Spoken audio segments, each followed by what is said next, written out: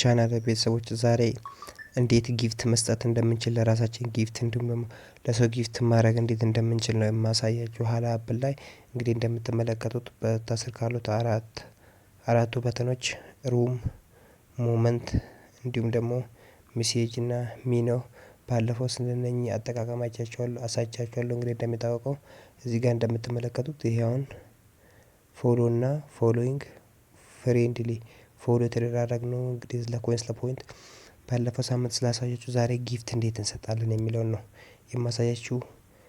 ውስጥ ገብቼ እንግዲህ ሲሆን እዚህ ጋር አሁን ጊፍት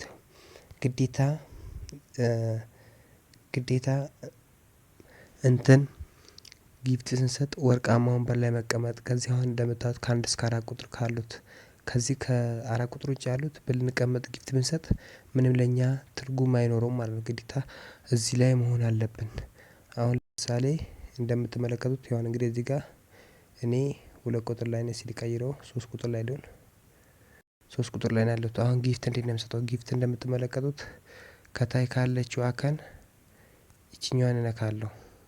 ከዛን እሷን ከነካ በኋላ እዚህ ጋር እንደምታዩት ኢቨንት አለ፣ ሆት አለ፣ ላኪ አለ። 3 አይነት አለ።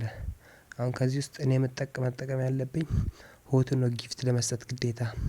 አሁን ጊፍት ልሰጥ ነው። ጊፍት የምሰጠው ደግሞ እንዴት አድርጌ ነው? ጊፍት ስሰጥ ደግሞ ለራሴ ተሆነ የራሴን ፕሮፋይል ነክቼ አሁን ለምሳሌ እንደምትመለከቱት የራሴን ፕሮፋይል ነክቼ ከዛን መጣለው እዚህ ጋር ሴንድ ጊፍት የሚለው ቀስ የሚያሳያችሁን ሴንድ ጊፍት የሚለውን እጠቀማለሁ። አሁን ሴንድ ጊፍት የሚለውን ከተጠቀምኩ በኋላ ግዴታ ምን ማድረግ አለብኝ? እዚህ ጋር መጥቼ ኦል ማድረግ አለብኝ። ኦል መጠቀም አለብኝ። አሁን ይሄው እንደምትመለከቱት ኦል አድርጎልኛል ማለት ነው። ኦል ስላደረገልኝ አሁን ቀጥታ መጥቼ መርጣለሁ። በመቶ በሃይ በሄርት በላይት ስትሪክ እንዲሁም በተለያየ ያለ አሁን እኔ በሄርት ነው የምጠቀመው ማለት ነው። በሄርት ነክቻለሁ። ከዛን ልክ ቀጥታ መጥቼ ታች ሴንድ የምትለውን አንዴ ጫናታለሁ።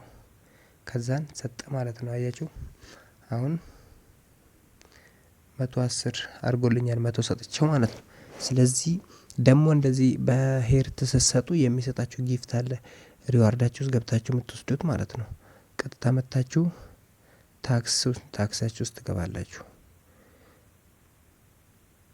ታክሲ የሚለው ውስጥ ትገቡና ታክሲ ውስጥ ከገባችሁ በኋላ ወደ ላይ ስክሎር ታደርጉታላችሁ።